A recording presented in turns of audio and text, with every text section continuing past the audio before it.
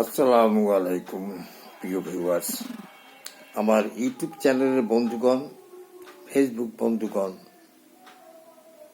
আজকে 2026 সালের 1 জানুয়ারি ইংরেজি নববর্ষের শুভেচ্ছা জানাই। এই কনকনে শীতে সবাই সুস্থ থাকুন, ভালো থাকুন। অসম্ভব শীত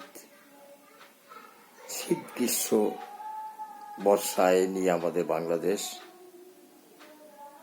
শীতের এই বাংলাদেশে একটি ঐতিহ্যবাহী ঋতু।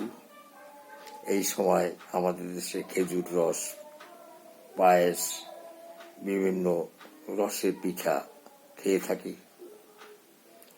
এখন সেই রস যেন দুর্লভ হয়ে পড়ছে। গ্রামগঞ্জে কিছু অংশে পাওয়া যাচ্ছে, শহরের মানুষ তো খেজুরের রস চোখেই দেখে না।